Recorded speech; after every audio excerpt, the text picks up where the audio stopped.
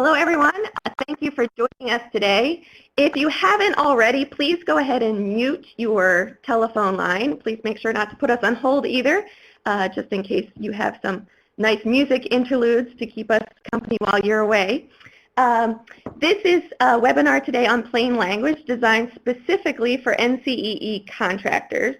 My name is Joy Lesnick, and I'm the Associate Commissioner for the Knowledge Utilization Division at NCEE. And I'm going to start off today's session with just a few comments about the idea for this webinar and why we think it will be beneficial.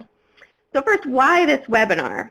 Well, in addition to plain language being required by law, with only a few exceptions, NCEE's primary audiences are policymakers and practitioners.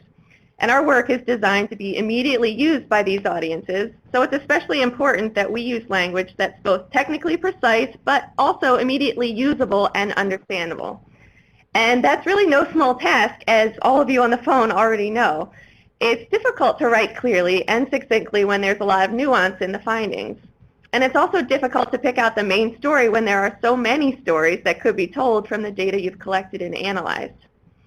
And across NCEE, contractors and IES staff have already been working really hard to improve the clarity of our writing without losing any of the methodological rigor. We've also been producing supplemental products to increase understanding and readability. So we have shorter and clearer technical reports, we have executive summaries, study snapshots, evaluation briefs, videos of researchers talking about findings, report templates with preset headers for readability, infographics, and lots more. But it's still a challenge. And it's not easy to think from the perspective of someone who's new to a particular topic when you're so deeply connected to the work and or to the findings. I can think of a few times when I've had a hard time understanding the key findings presented on the cover after my first read of a report, and then after reading the whole thing, they make perfect sense, and I can't remember why I didn't understand them in the first place. It's impossible to read it again for the first time, but that's what all of our readers are doing. And I think that's something really important to keep in mind for our audiences, and something to continue working hard at doing, making the writing understandable the first time a reader picks it up. And I hope that today's presentation provides some insights for how to do that in your work. It may reinforce some things you already know, and perhaps you'll also learn something new or look at things a little bit differently when it's over. I'll make one final point before I turn this over to Katina, who will be presenting for the rest of our time together. There are many different preferences and styles that can be used when writing, and your core or your supervisor or your program may provide guidance that's slightly different from today's points. So I encourage you to think about the big concepts presented today and then also follow the specific guidance of your supervisor, of your core, of your program, or whichever is appropriate. So I'll again remind you to mute your lines, please, if you haven't already, so that we don't get the feedback here for the presenter. And if you have questions along the way, please go ahead and type them in the chat bar. We'll do our best to answer them during the presentation. I'll interrupt Katina if appropriate and save them to the end if that makes more sense. And then we can take more during the Q&A time at the end, again, as time permits. So again, please mute your lines. And with that, I'm going to turn it over to Katina Stapleton from our National Center for Education Research. She's a program officer there, and I'd say one of our IES resident experts on plain language. So thanks, Katina. Hello, everyone. I want to start by thanking NCEE for inviting me to do this presentation with you today. I am Katina Stapleton again, and right now my sort of unofficial other duties as assigned title is Plain Language Liaison for the National Center for Education Research. What that means is that I help our center think through the documents that we put out, especially our web text around funding opportunities, to make sure it's easily understandable. So this covers our abstracts, our requests for applications, etc. And so as we go through our discussion today, we're going to pull out some specific examples of challenges that we face, which might be very similar to those that you face in NCEE. I am also a plain language trainer for the Plain Language Action and Information Network. We go by PLAIN most of the time, and that's a group of federal employees from many different agencies and specialties who support the use of clear communication in government writing. The normal official plain presentation is about 3 to 4 hours, and we have squished this down into an hour and a half. So we're not going to get a in-depth examination of every single plain language technique, but I try to pick out the ones that I think would be most important for your work. So where are we going with this today? First, we're going to get our definitions of plain language and why it's important. Then we're going to go through a series of techniques. And then we're going to talk a little bit at the end about next steps. So first, we're trying to define plain language for everyone. To me, plain language is writing that communicates your intention to the reader. And like Joy said, plain language is often thought of as communication your audience can understand the first time they read it or hear it. So a lot of times when people talk about plain language, they're only thinking about plain language in terms of written documents, but you can also think of plain language in terms of speaking. If you think about conversations that you might have had with coworkers or your supervisors and they say something that was really long-winded and at the end you're totally confused and you say, well, I don't understand what you mean, and maybe you repeat back several times and then you go, oh, you really just meant this. Why didn't you say that in the first place? So that is something that can happen both orally and in text. So the picture that we have here is what we hope plain language can do, which is take people from a place of confusion to a little bit more clarity. And there's at least one person on the line that is not muted. I'm going to pause for a second to allow people to mute.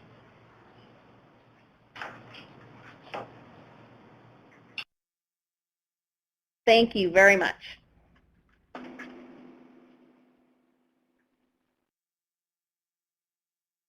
We're all muted? Okay, thank you. All right, so I wanted to start with a really good example of what plain language is not. So take a few moments to read this passage.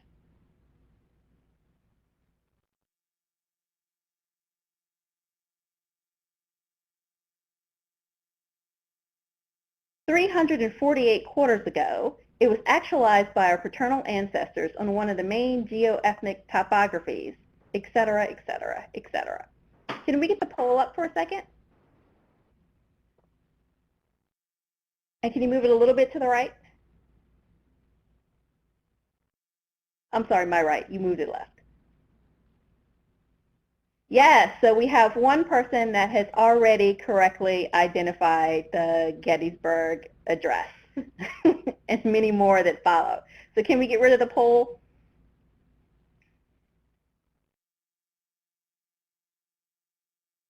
This is indeed the beginning of the Gettysburg Address.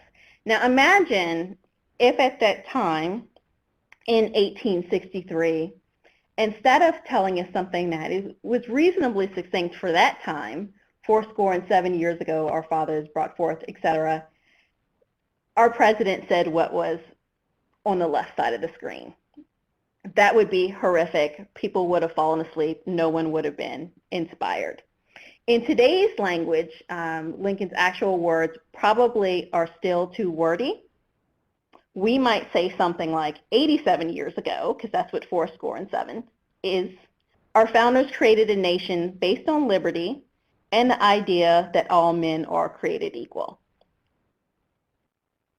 And so one of the things that we want to think about as we go through plain language is that sometimes we can make things better, but it still might not be as clear as it could be, and that's okay. We're going to think about this as a progression of making things clearer over time. All right. We have a little bit of an echo. Okay, so what does plain language do? Plain language's first task is to help people find what they need. Once they've located the information, we would hope that they would understand it and be able to use it. And so when you're thinking about what you're writing in your documents, people need to know what the most important point is. If it's buried at the end of the document, they may not be able to find it, or they may give up before they get there. If the terms are needlessly complex, or you write in a circular manner, people might not be able to get it. And hopefully, also when you're writing, if you can give people information about what they could do with this information, that would be more helpful. Our little guy sitting here on the question mark is on a computer, because as we write for the web, sometimes we forget that people read the web a little bit differently, and we might put our information in places that people can't find it. And as we go through our examples in a few moments, we'll come to this. Okay, so what plain language isn't? This is a list of what we think of as the myths of plain language. It's really important with us being in a technical research office that we don't get stuck on the first myth, because plain language isn't about being less precise or simplifying things to the point that they're not true anymore. It's actually about trying to say something in the most straightforward manner possible. So it's not about dumbing down your writing, being folksy, leaving out necessary technical terms. It's not about setting the setting on Microsoft Word to the 4th grade so that it gives you a lower level. It's getting down to the basic information.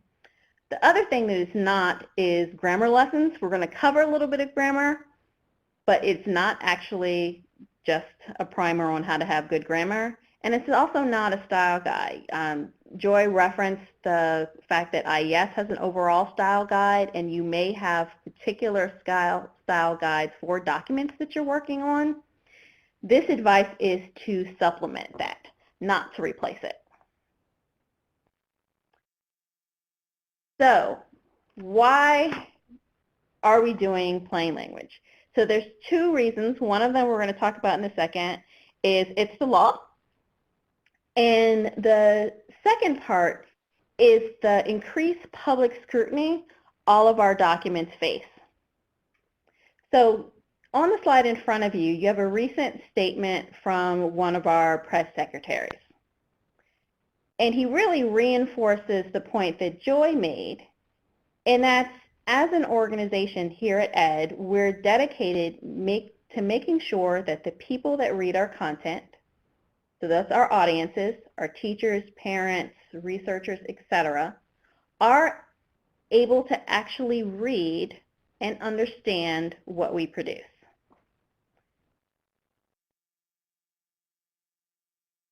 And so, the law that underlies that is the Plain Writing Act of 2010.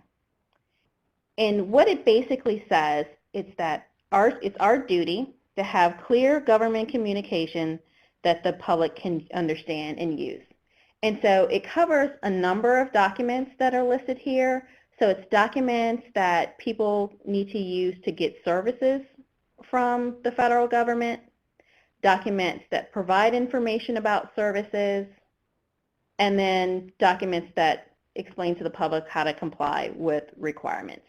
So all of us have had some interactions with the IRS.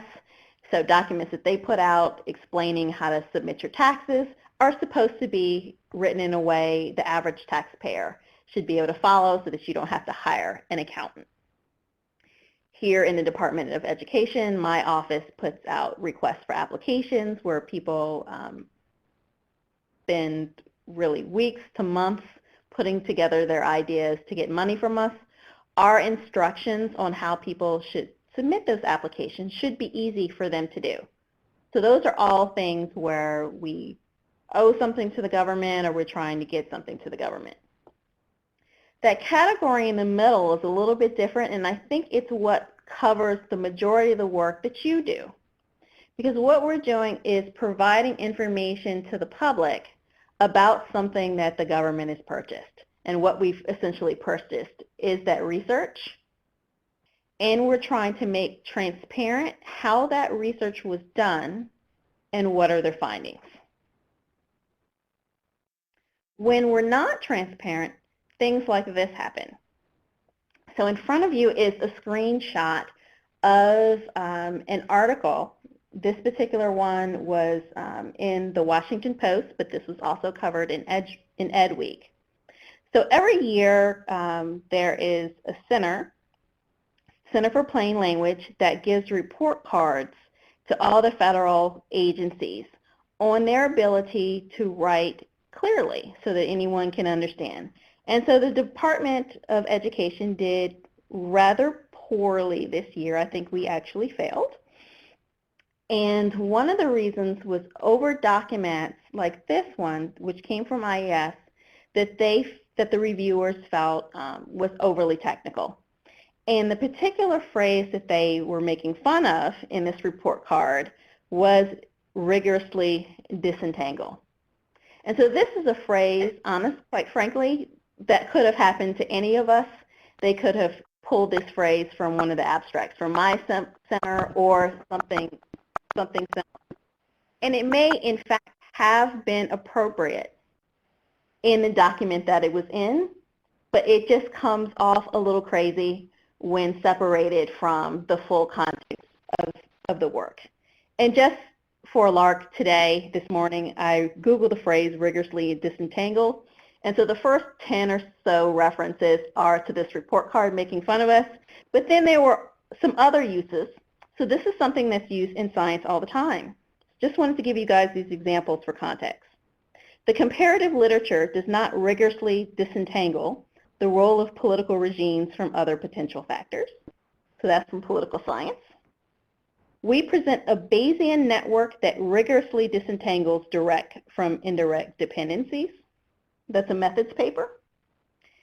And analyses will continue to advance in being able to rigorously disentangle complexity in the phylogeographic histories of multiple code-distributed taxa. Okay? So what all of these examples have in common is that when you read them, you go, I have no idea whatsoever what they're talking about. That's at least what they all have in common to me. And I think that that's what happened when the reviewers read this document. So whenever you get a phrase that seems that complex, even though it might be accurate and have a real scientific meaning, you might want to think about whether or not there was another phrase that you could have used to make it a little bit clearer. So you might have said something like this, like, we were unable to tell these components apart, or the effects of these components. Or I'm trying to think. Now I can't even come up with a plainer way to say it. But the idea is that you would look for another way to express those complex thoughts, okay? All right, so we're going to go through a number of plain language techniques over the next few minutes. This slide has a summary of them, and we're going to cover most of them, some more quickly than others. This first one, I think, is critically important, and I think actually if you take nothing away from the entire presentation but this, it will change your writing forever, and you'll become clearer. So my background as an undergraduate is in print journalism. My graduate degree is in political science with a specialty in political communication. So I say that to tell you that I think I'm a wonderful writer. I think that everything that I write is golden. It is brilliant, and I can't understand sometimes why clearly everyone didn't understand it. That kind of thinking leads to language that other people can't understand. If you're only writing for yourself, it is likely that your audience won't understand what you're writing. And the reason is that you're you and nobody else is. So you're going to have a set of knowledge, scientific training, life experience, etc., that give you all the information you needed to understand what you wrote. But other people that don't have that experience, background, etc., might not be able to understand it. Okay? So if you need a way of thinking about, well, who should I be writing for? In general, IES has an approach. We actually came up with this about 3 or 4 years ago with the help of a contractor. So for the most part, most of what we write is supposed to be aimed at the middle majority. So middle majority is jargon, and we need to define what that means. So if you see all the way to the left, we have a small child who we would not expect to have our level of scientific knowledge. On the right, we have Stephen Hawking, who is a genius. The middle majority is everyone else. That includes researchers from various fields, policymakers, our teachers, principals, the general public, which includes parents, etc. So as we put our publications together, we want to think, where on the spectrum is our reader? So our news flashes, which are just, hey, here's our finding, we want to keep that more to the simpler side. Brochures, we might let get a little bit more technical, or an executive summary might fit in that same space.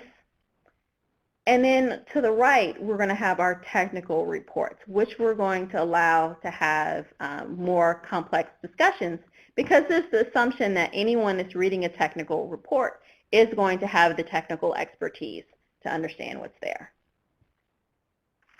So when thinking about narrowing this down from the general IES audience, which is pretty broad, to the NCEE audience, we can turn back to what Joy was talking about. NCEE's primary audience is policymakers and practitioners. And your work is supposed to be designed to be immediately usable by that audience. Is that going to be the case in every document? Probably not. But the majority of what you put together should be easily understandable. So here in front of you, you have a mix of people who are your direct audiences. So that's our policymakers and our practitioners.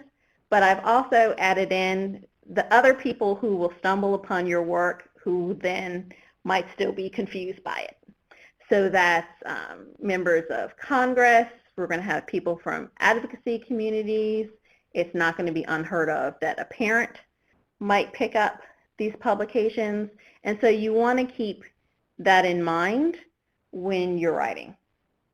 And we all know that some of these publications could be picked up by the Center for Plain Language, who may or may not fairly judge whether or not they're readable. So that's in general. We've gone from IES to NCEE, and now I want us to drill down even further. When you get ready to write something, just ask yourself, who is this document for? And back away from the idea, once again, that the document is for you. The document is not for you. It's for your reader. So you want to think, is this a publication that's aimed at teachers? Is this a publication that's aimed at researchers, etc.? And then you'll be able to guide your writing a little bit more appropriately. Once you know who it's for, then you could say, what is it that I need to convey to that person? What is it that they need to take away from it? And then once you figure that out, you want to ask for yourself, okay, what's the prior knowledge that they have? And how much instruction do I need to provide in the document? So if you can assume that anyone that reads document X knows these 3 things, then you don't need to explain them. But if there's the chance that that background knowledge is not there, you would need to include the information. And we're going to see some examples of that in a minute. The next thing that you want to think about in our discussion of the document being about them, your audience, and not you, is that your document is not a brain dump. So oftentimes things are difficult to read because there was so much information that you were trying to convey, and you try to convey all of it instead of conveying the things that were most important. Okay? So again, you want to drill down. What's the most important thing for the person to know, and how do I get that across clearest? Why do you want that to happen? One, you want to not waste their time. You want to help them figure out what they should be focusing on. And you also want to reduce confusion and misinterpretation. So here's an example of how we try to do this in my office. And if you look on the web links that's at the bottom right of your screen, you'll see something that you can download from the net now or later. And it's an IES usability case study, and it describes in depth the process that I'm going to talk about now. So in my office, what we do is give grants. We fairly large sums of money from a couple of $100,000 to $10 million to research teams that are trying to answer questions about how do we improve the educational outcomes of students, pre-K to adult.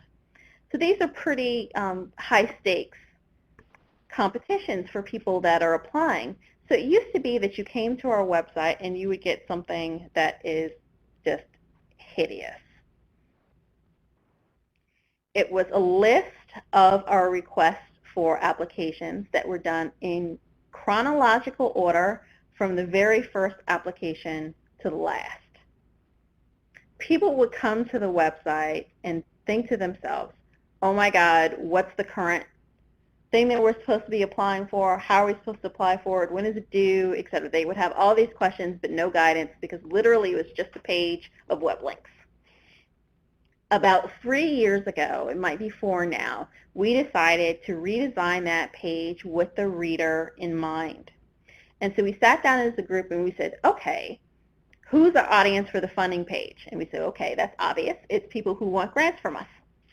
If we were going to apply for a grant from us, what would we want to know? And we said the most obvious thing is, how do I actually get the money from you? And so we created this list of tasks that people would need to go through. So the first is to identify a current funding opportunity. Then we think that the next thing they should do is register for a webinar so that they could learn more about the funding opportunities. They want to download the appropriate materials and then actually submit a letter of intent and an application on time.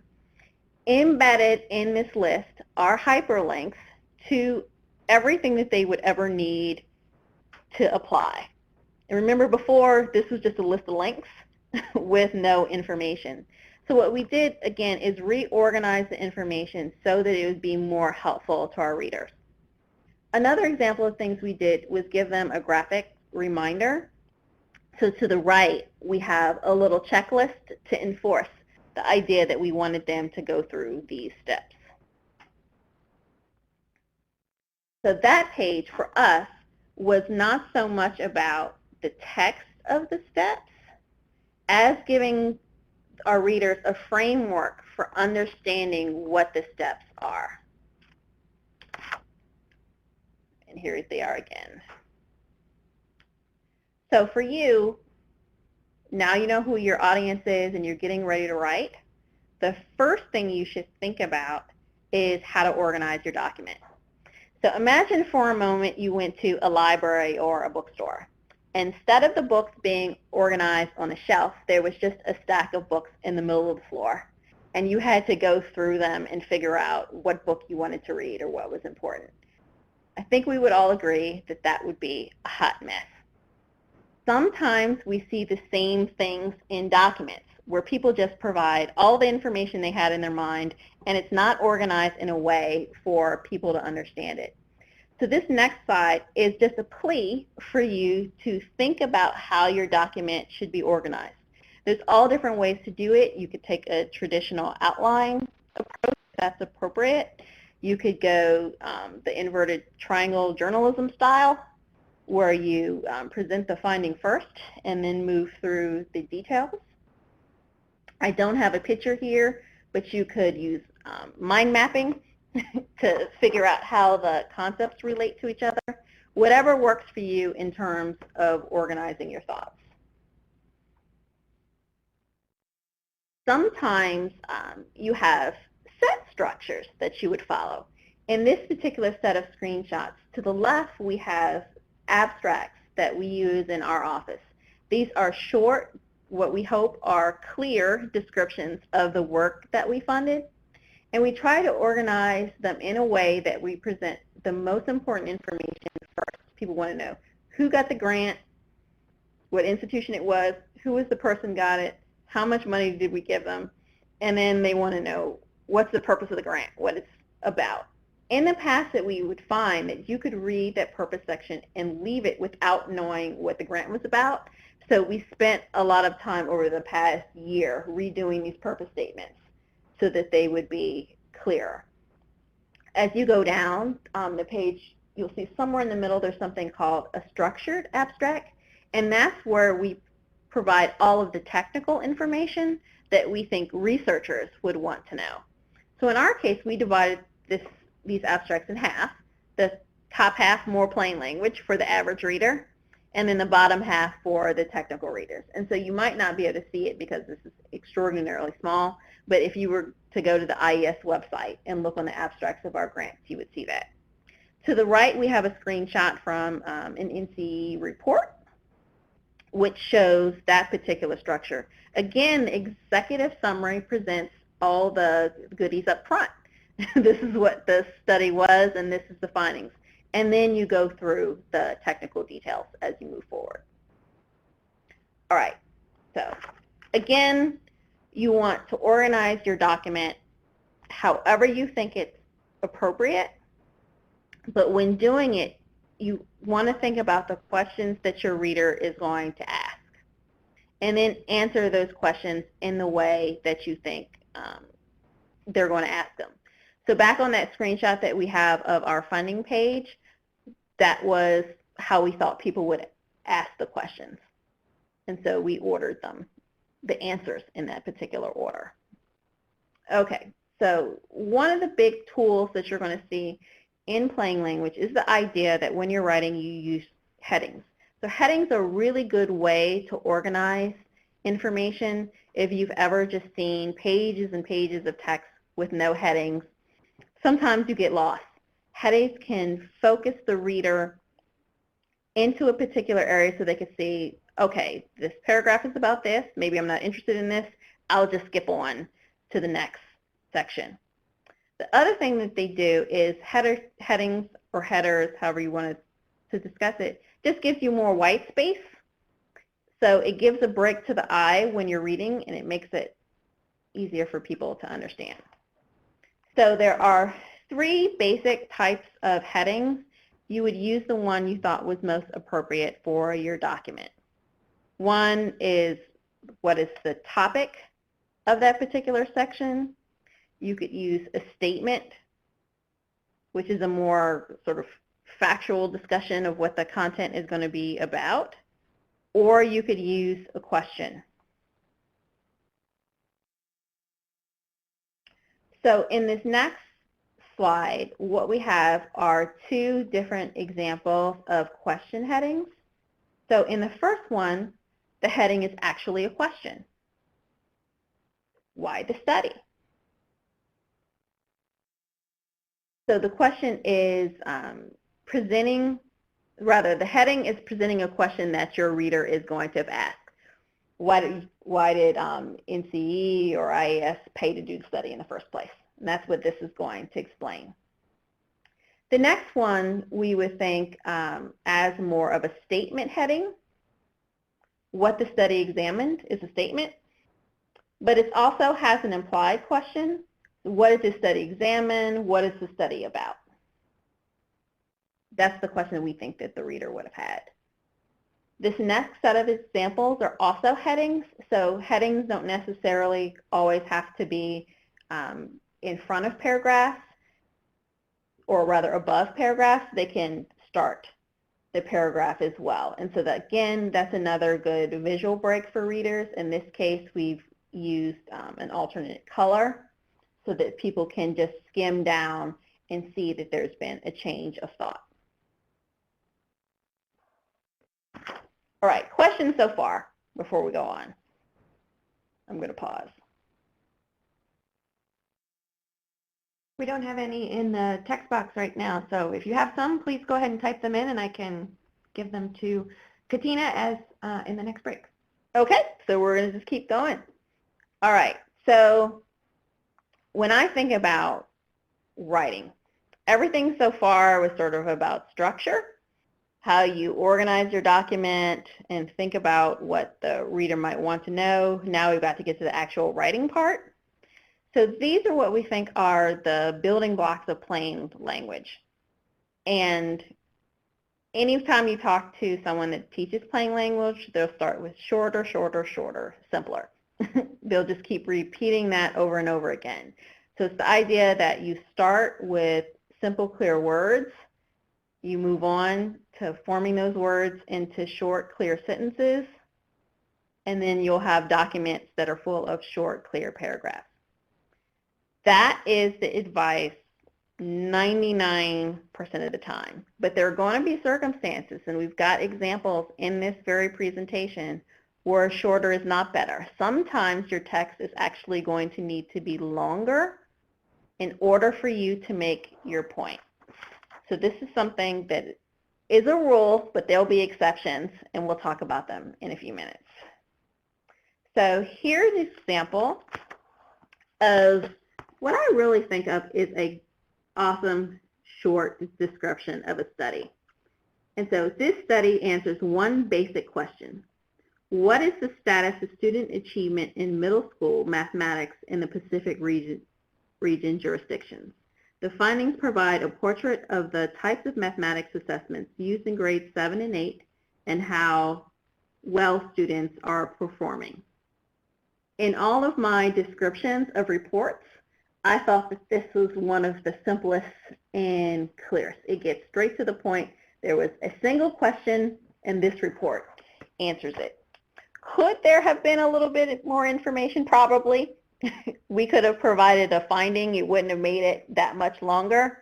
But again, this is a really good example of something that's a short description.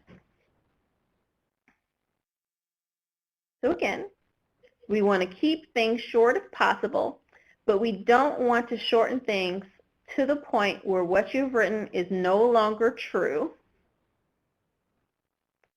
right? So that it's misleading, confusing, etc. So when we're thinking about shortening things and making things rather less complex, the first thing you're going to run up against is the idea of jargon.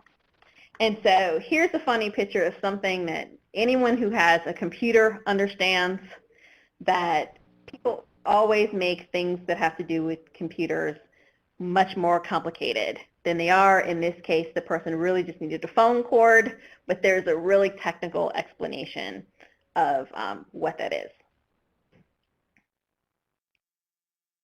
So take a second to read the sentence. And can we get the second poll up?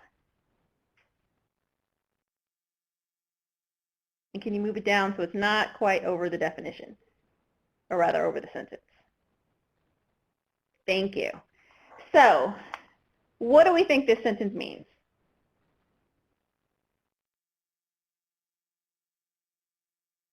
So we've got a number of interpretations, and I think all of them are excellent and very, very close to the meaning that I have for it. So we can pull that away. Which is simply, people who live in glass houses should not throw stones. And so it's a kind of a silly example, but sometimes when we write our publications, we think something is pretty clear, but to the teacher or the principal, what we've written might look as crazy as the sentence that we just read, if it's full of a lot of words that were needlessly technical. So what do we mean by needlessly technical or jargon? So the phrase jargon itself has a bad rap. It has a negative connotation when people use it in speaking. They always say it with a tone like, that was full of jargon. But jargon itself is a neutral term. It just means words or expressions that are particular or unique to a group. If you were in college and you were in a sorority and fraternity, you would have had terms that you used that other people would thought were crazy and wouldn't understand. If you're a doctor, you're going to have terms specific to the medical profession. Education has terms specific to it. Research has its own special terms. People that study these terms know what they mean, but you always can't make the assumption that people outside of those groups know what they mean. So imagine if we had to go through a world where people use these crazy terms for common everyday items, right?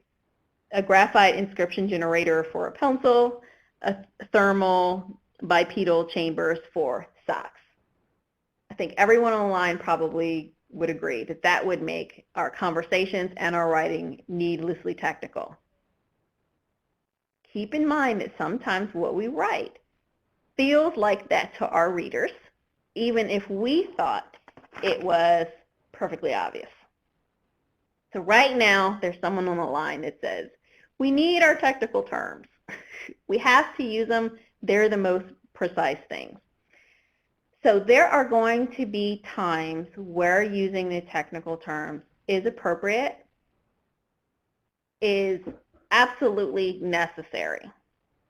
What you want to avoid doing is using overly technical terms in publications that you know from the get-go are for people that aren't going to understand the meaning of the technical terms. So if you're writing something like a brief or a practice guide that are aimed at practitioners,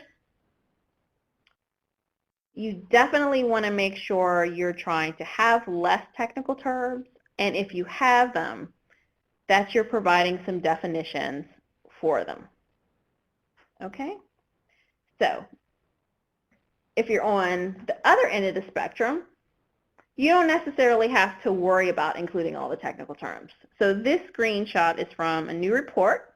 It's called Statistical Theory for the RCT Yes Software Design-Based Causal Inference for RCTs. And so when it's describing it, it says that this report discusses a unified non-parametric design-based approach for impact estimation using the building blocks of the Neyman-Rubin-Holland causal inference model that underlines experimental designs. I guarantee if the Center for Plain Language read that paragraph, they would start to cry and fail us again.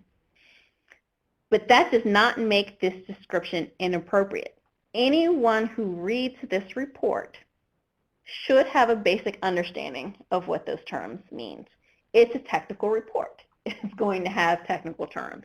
As we go through the document that the person has written, sure, they should provide some definitions of what a Neyman-Rubin-Holland causal inference model is and what makes it different from other causal inference models, but they don't necessarily have to define what causal inference is, because we would assume that someone that made it to this paper already knows what it means. Okay? So on the flip side of our continuum, we have something like a practice guide. And here we're going to want to avoid overly technical terms. Overly technical does not mean no technical. So in the little screenshot that we have here, the person is describing what the guide covers. And it says that it's going to be discussing 3 types of knowledge and skills. The first one is conceptual knowledge, the second one is procedural knowledge, and the third one is procedural flexibility. And so the writer correctly thought to themselves, oh my goodness, what if I have teachers and principals who have no idea whatsoever what those 3 terms mean? So then this is an awesome plain language technique.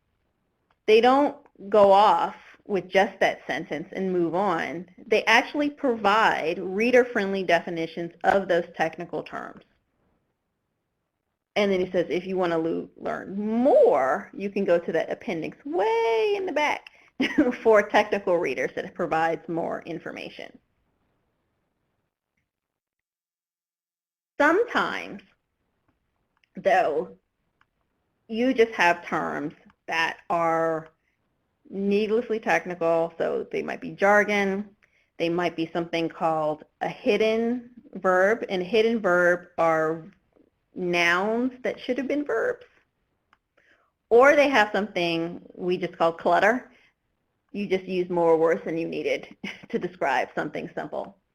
So we're going to put up that last poll and see if we can get some alternative terms for some of these things here.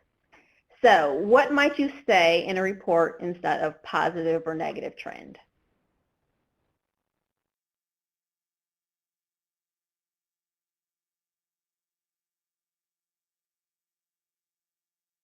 So we've got increasing, decreasing, rising. So when I used to do this presentation, I had it filled in and we used increasing or decreasing, and people would raise their hand and they go, that's not what we meant. It's not precise enough. So if you're writing a report in increasing and decreasing, and you want to use that instead of positive and negative trend, you want to ask yourself, have I lost any meaning? And so if you've lost meaning by switching to the other word, you would probably want to stay with positive or negative trend. What about parameters?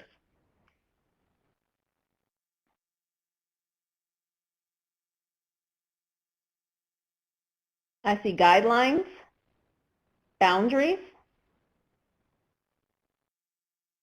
rules. All of those might be appropriate to the context of the document that you're writing. Terminate. If it's something that just ended, you would just write end or stopped. If by terminate you mean fired, you might want to write that instead. Likewise, commence or initiate could just be start. In order to might just be to. This next example is one of those hidden verbs. Did an assessment of could just be assessed. On a monthly basis is clutter. That could just be monthly or once a month. Came to the conclusion is a hidden verb. That could just be concluded. And so several slides ago, we talked about trying to make things shorter. So those are examples where getting rid of the clutter or the hidden verbs necessarily makes things shorter. So concluded is definitely shorter than came to the conclusion. Monthly is shorter than on a monthly basis. So the next screen is an example from a wonderful NCEE publication, and it's going to be at the end in our reference list. But it's called Going Public, Writing About Research in Everyday Language. And in the appendix of that document, the author has gone through and made a list of really difficult concepts for lay people. So causal inference, internal validity, external validity are the ones that are on this particular screenshot. So they say this is a difficult concept. In the next column, they say, okay, these are examples of how a researcher would probably use this in a sentence. And then the next column gives an explanation of what the researcher is trying to explain. So what the researcher has written is definitely shorter than that very long explanation. But it still may not be something that's clear enough to an average reader. And so just taking one of these as an example, when we're talking about causality or causal inference, a researcher might write, this study used an experimental design to support causal inferences. So if I'm a teacher and I don't know what causal inference is, what I hear is blah, blah, blah, blah, blah, blah, blah, while I'm trying to read it. There's no meaning. But if you're trying to tell them that this is a good study, because that's why you would go on to tell someone that that it gave you causal inference, you would say instead, this study used an experimental design to learn whether the intervention improved outcomes. Because people kind of have an understanding of what an experiment is, and then you have expressed in alternative terms what the meaning behind saying it was a causal study was. And so there are several pages of really excellent examples of these things. Now, if you look to the right, this is an example where the revised or plain language version is longer. In each of those examples, there is more text than what the research used for shorthand. But I think that you might agree for the average reader that what is there is actually clearer. Okay? All right, so the next couple of slides, I just want to throw out there that you really have to think about who your audience is rather than yourself as a researcher. And these next three examples are all examples that have come up for me over the last couple of months of terms that, quote unquote, everybody should know the meaning of, but yet people don't. So the first one I picked was peer. About a month ago, I went to a 2-day training at a university where AAAS, that's the Association for the Advancement of Science, I think, did a presentation on how to communicate, and it was to graduate students. And so a young lady was trying to explain an intervention that she's researching, and that intervention is for teachers to help students in their classroom to help them stop bullying each other. And so every other word that she used was peer. She said it over and over and over again as shorthand. But when we asked her who is the intervention for, or rather to help, we said, oh, it's just for those kids in that particular classroom, not every kid in the school.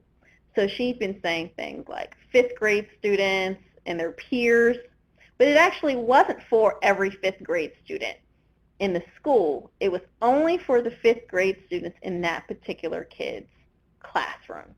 And so in that case, peer is an easy term. People probably understood the dictionary definition. They could say, okay, if it was one 5th grader, then their peers are all 5th graders.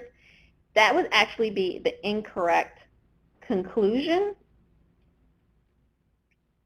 because in that case, she only meant classmates. Classmates was more precise. The next example is a scaffold, which for many people is something that you use in construction to hold workers up so that they don't fall. And then I paired it with instruction, because you hear all the time scaffold, scaffolding, scaffold, instruction. And so the underlying concept for this is that scaffolding provides support for students who need additional help in learning. And so every time I hear the word scaffold, I want to say, couldn't you have just said support? Wouldn't that have been easier? Now, we go back and forth in my office on this. We have a lot of developmental psychologists in my office, and they all adore the word scaffolding. It is a real term. It has real scientific meaning. But if we were trying to write for teachers or administrators who may not know what it means, you could have just said, if you provide your students with these 3 types of support, they might show improvement, as opposed to saying you should provide your students with scaffolds, which is a common use of the word scaffold that I hear, but that doesn't necessarily convey enough information. So we've got some questions about passive voice, and we're going to get to that very soon. But before we do passive voice, we're going to turn to acronyms.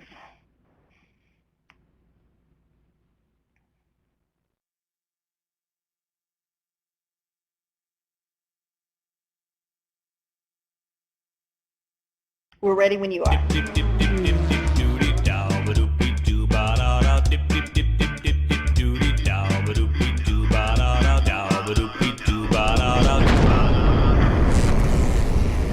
Whew, today has been really long. I had this meeting on CNMI, a teleconference on TPS, and an OEMS meeting on CDSOs. I've also been working on an NWRP report, emailing OGC and OMB, and soon I'll be off to a WIPT meeting. So, did you catch all that? Overusing and not clarifying acronyms can cause confusion. Even if you work in the same building or office with someone, it doesn't mean you share the same acronyms. To avoid confusing people by throwing a bunch of letters at them, remember the following tips. First, always define your acronyms or abbreviations before using them. In documents, remember to spell them out the first time you use them, followed by the acronym or abbreviation in parentheses. Secondly, don't make up your own acronyms or abbreviations. For example, some people use FedReg to abbreviate the Federal Register in citations.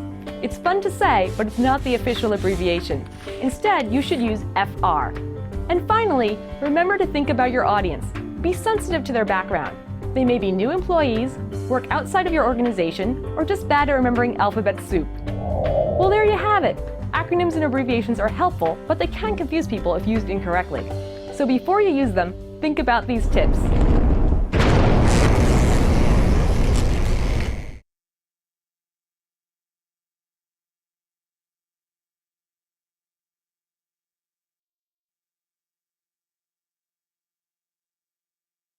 So we're coming back in 1 second.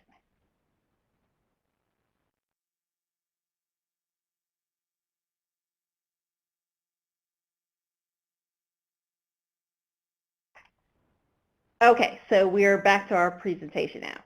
So as our video suggests, and that's a wonderful video that was done by one of the founders of the Plain Language Group, and we're going to watch another one in a moment.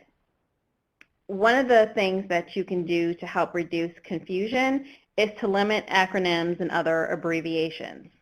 And so when you're writing lengthy documents, you're going to find that you have an urge to use them.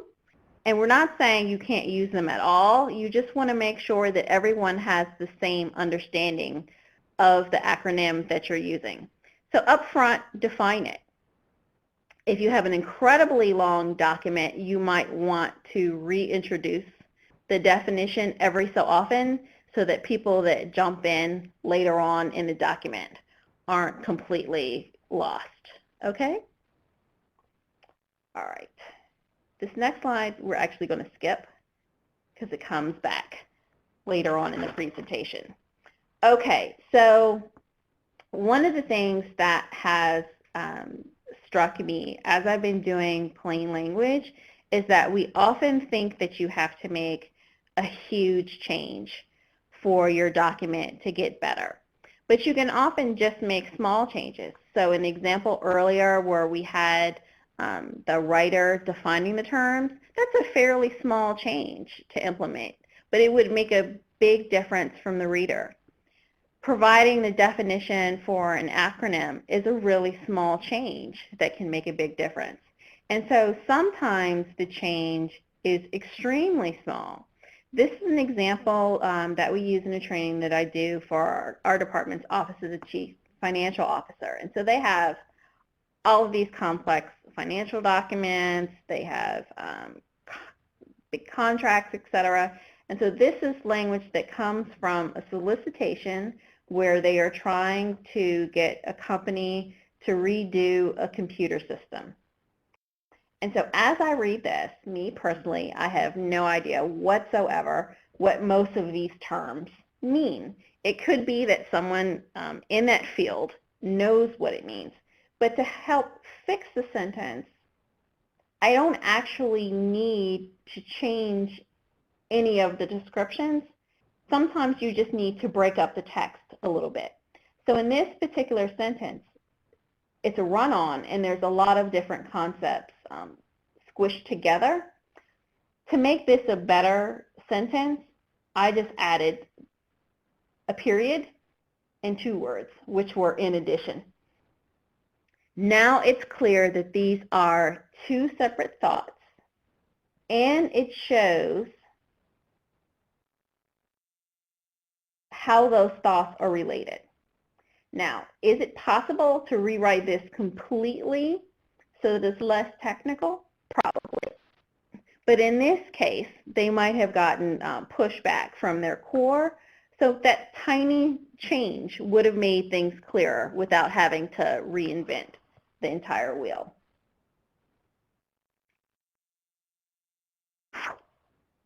Okay. So just hold on 1 second. So I'm sorry, I skipped the wrong screen. So I did want to cover this one now. As we're writing, we worked on words. We're going to try to get rid of the acronyms. We're going to try to get rid of jargons.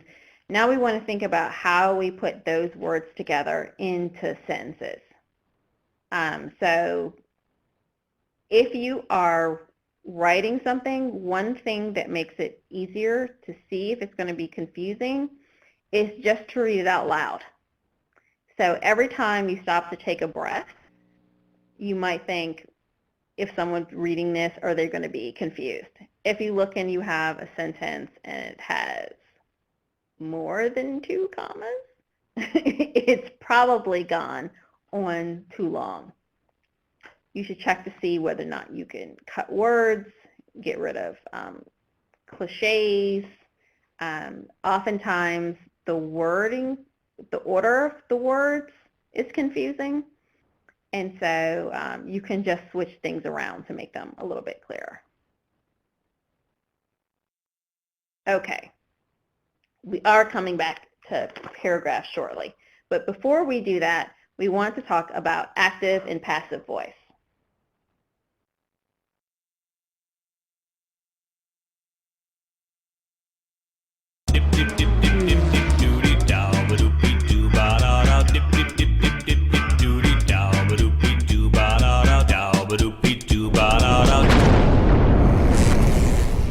Introducing passive voice hits.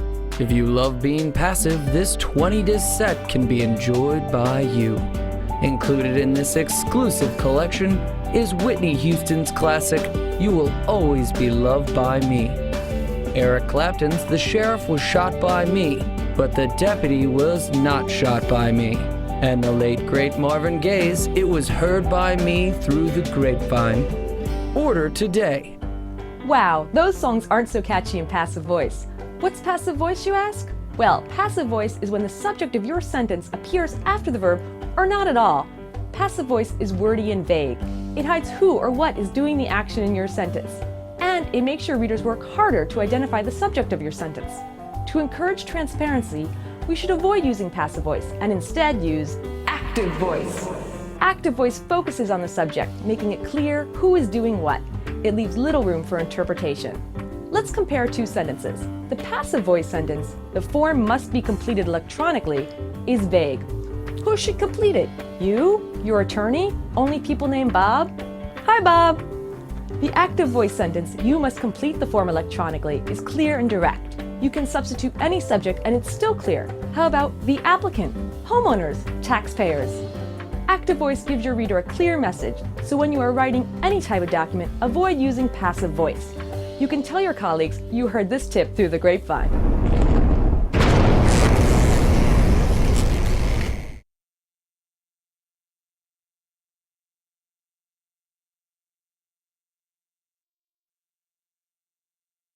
Okay, so we're coming back from our video about active and passive voice. And we're going to talk a little bit more in detail about active and passive voice when the presentation comes up. Okay, so what is active voice? And I think we should go through it because this is one of those spaces where plain language really does cross grammar. So when you're using active voice, it means you're using a very particular sentence structure. So you've got the subject that does something to an object. When you use passive voice, you switch it. So you're talking about the object, so the thing that something is being done to first.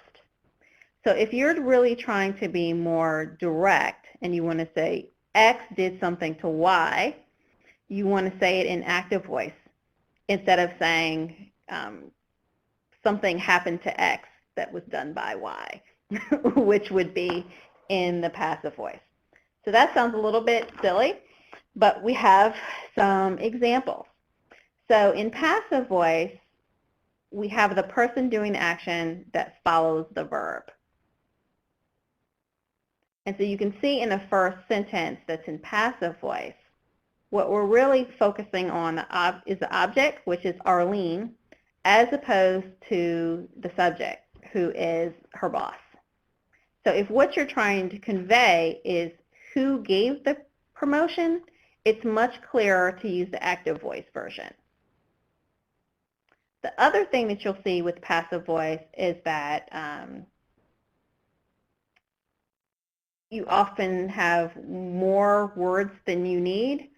So you've got the house will be leased by Fred is much longer than Fred will lease the house.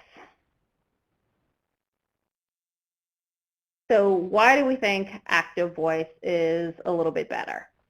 So the first is we talked about already is that it makes it clear who's doing what.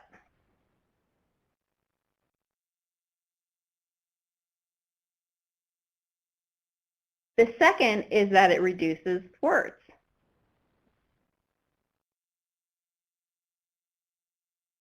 And the complexity of the sentence. But there are many instances where passive voice is appropriate. So in the case of something like an assassination, so we've got the Kennedy example here, or we could have used an example with Lincoln, the most important thing here is that the president was killed, not the fact that this person killed the president. Okay, so the emphasis is on the object. So other examples, if you don't know who the person who did the action is, then passive voice is appropriate. If everyone knows who the doer is, and I'm putting doer in air quotes that you can't see, then you can use passive voice. If you're trying to obscure who the person is, like in this annual leave example, and in the report examples, then the passive voice is going to be appropriate. Okay? So we have a question here about pronouns, and it's like you've read our mind. It's our very next slide. So you'll see in some of the examples, including the one that I used in the case study that you guys are going to download, in the plain language community, we promote the idea that you should make these documents more personal. And then by addressing the reader directly, it makes the documents easier to read. So that is definitely a plain language technique. I'm going to pause on this point because at the very beginning, Joy said something critically important. If the style for the document that you're writing for IES does not allow for the use of pronouns, you should not use them. Okay? So, but we are going to show you some examples where we think using a pronoun might be appropriate and might make things easier to read. All right, so this is an example that's very close to my heart because I'm in an office that people apply for grants. And so we used to write the applicant over and over and over again. But the applicant is a real person. It's someone reading this document. And it's easier just to say, you need to do this. You, the person reading this document. Okay? It's not always appropriate to do that.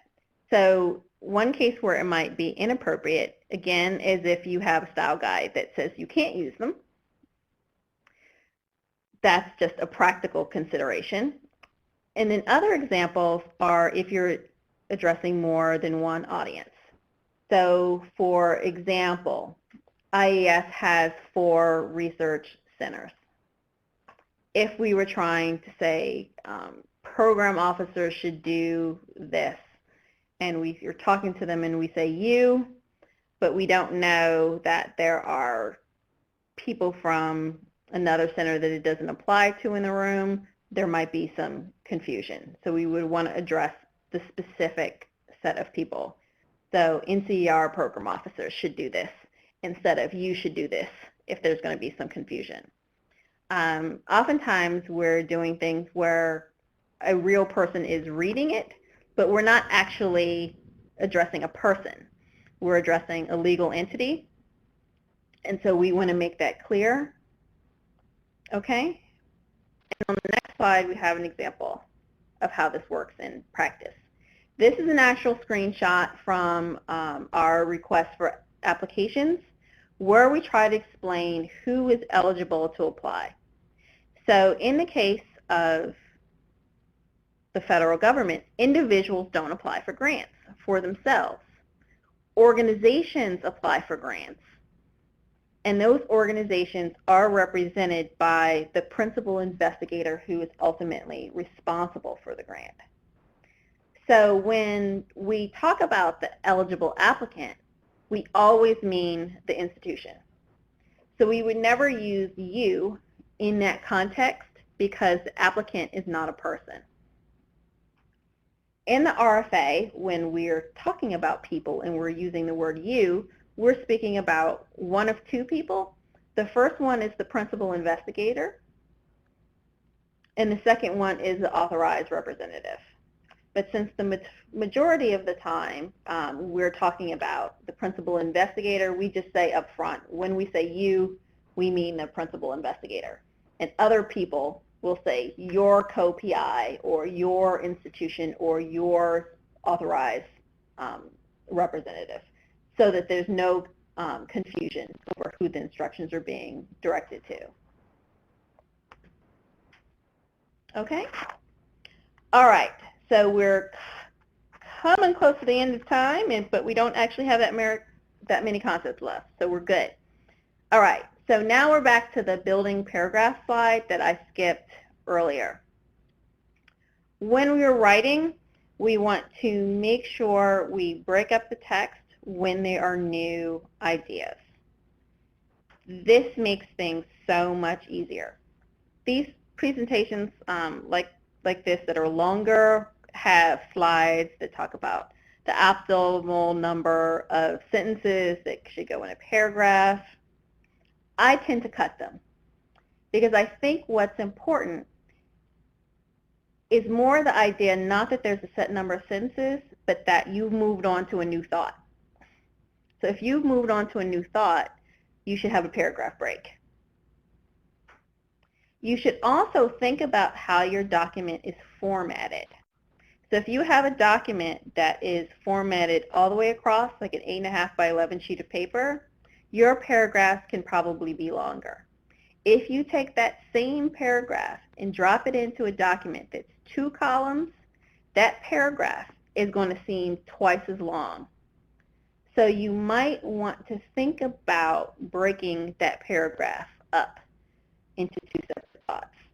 And so if you're not sure what I mean by that, if you go into a Word document that you already have that's just written straight across and then select the 2 column option, you'll be able to see immediately how that changes the reader's experience with those paragraphs.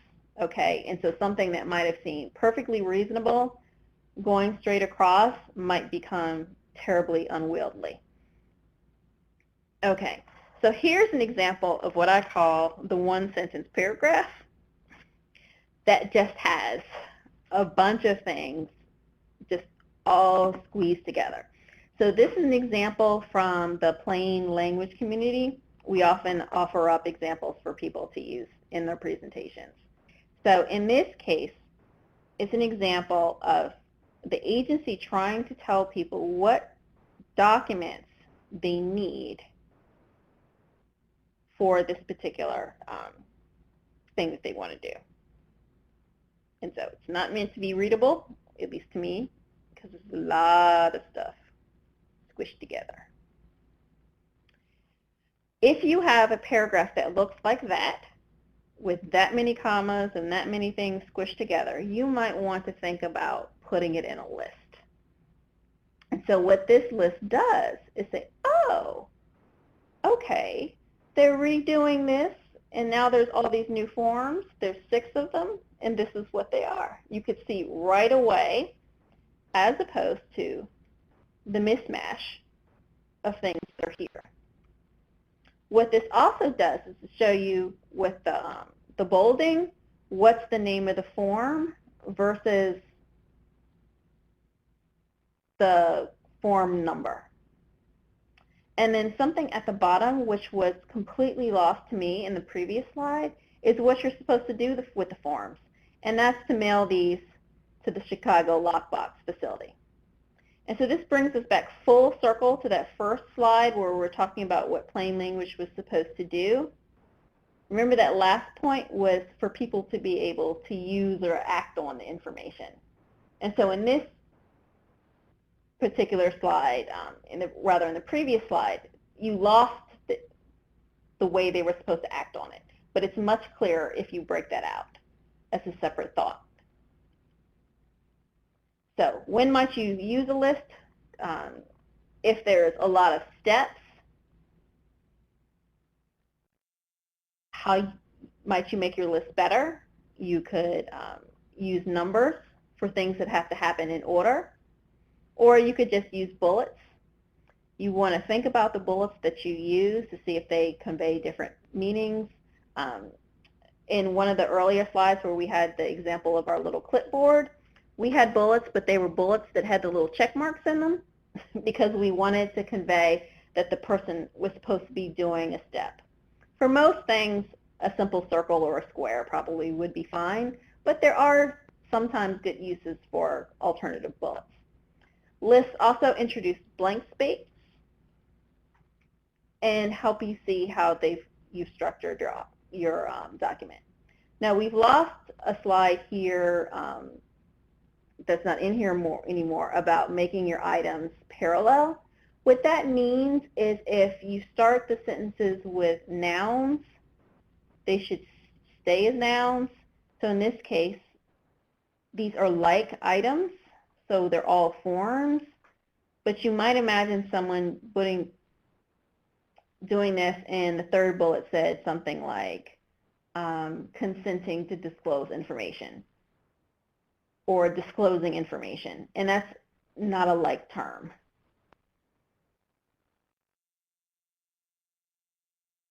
So here's the same example as a table.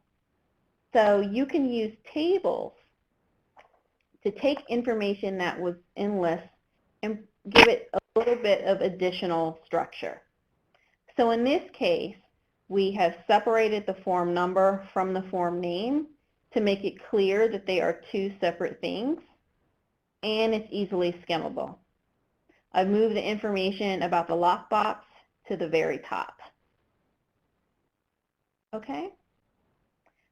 We don't have time to talk about it today. For those of you who do work on the web, you should keep in mind that many people, if not most, are now accessing things on the web on their cell phones. And sometimes it is difficult for people on cell phones to read tables, especially if they have need for some sort of a reader. It's difficult for that. So that might be an exception where you would use a list instead of a table. So why would you use a table instead of a list? It can save words, it makes it easier to skim, and you can add logic to it.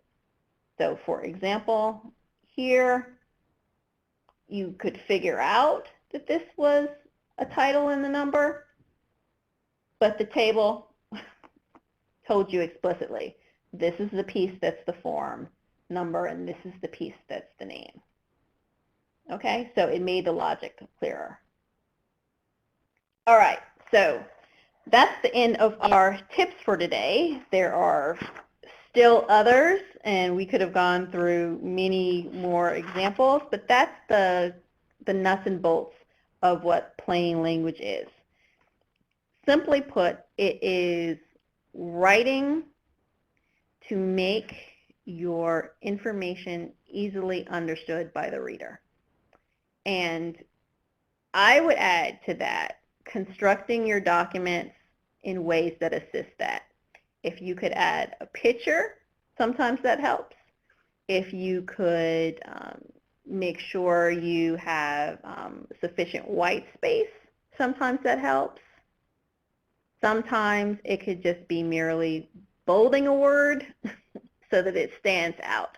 None of those things we've discussed today, but those are other techniques that might help you with plain language. So now you've done this training and you want to know what the next steps are.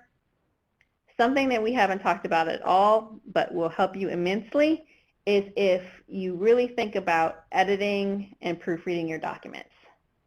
So sometimes just reading it to see, did that make sense, will help you make it clear to read for others. Reading it out loud will help you check the flow. As you start reading things, if it becomes extremely hard for you to say it, there's probably an issue with how the sentences are constructed. You want to see whether or not you were able to convey the message that you wanted, whether or not there was good logic. Now, as a person who's been edited many times, I could tell you it is very likely that you will read your document and think that it is awesome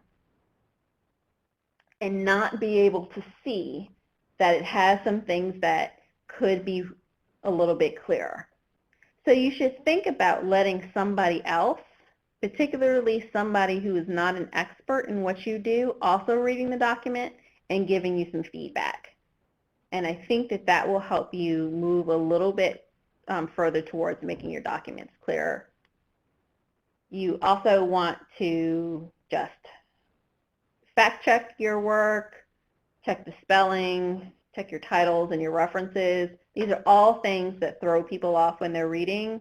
And then you want to think about your consistency in design.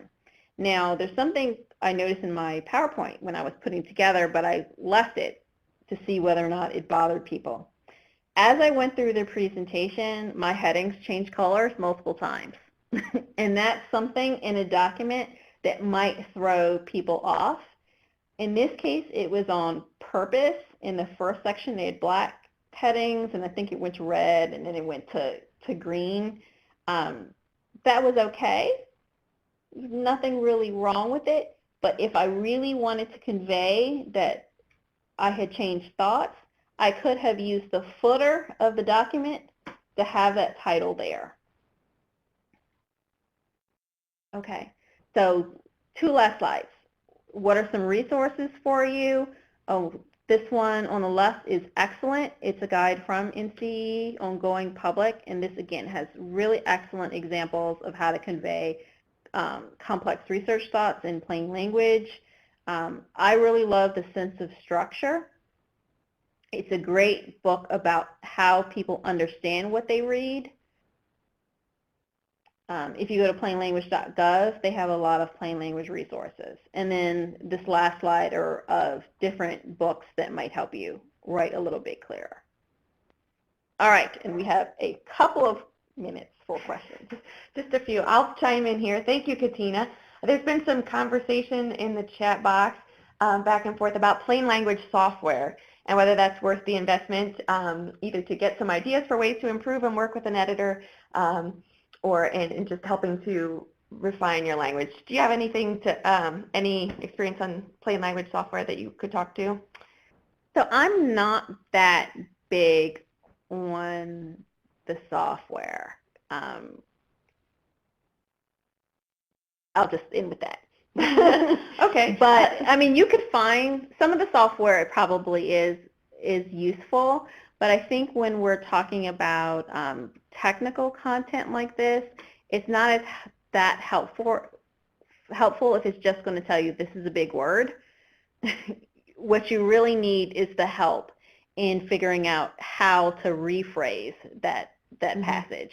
But just to give you an idea of what might be too complex for other people, sure, that would be helpful. So that's a starting point, it sounds like, is what you're saying. That's sort of what was going back and forth in the chat box while you were talking. I'm going to try to get a couple more questions in here. Having an editor is excellent because editors will point out what it is that you thought was clear, but isn't.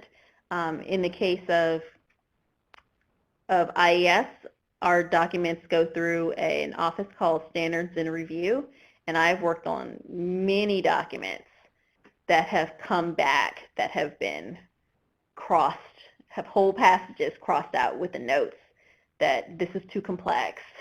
People aren't going to understand this. You have to rewrite this so that it's clearer for the public. And having another eye to do that can be very helpful. Great. Okay, try to throw one more question in here. This is about what to do when it's not clear whether you're using a pronoun and it's a generic masculine or feminine pronoun situation, sort of his or her, he or she, the teachers. Is there any, do you have any quick guidance on that, or is that a different, a longer question? It's a longer question, but if you're addressing the person directly, you skip the he or she by saying you. And if you're talking about them as a collective and you say they, then you can get around that.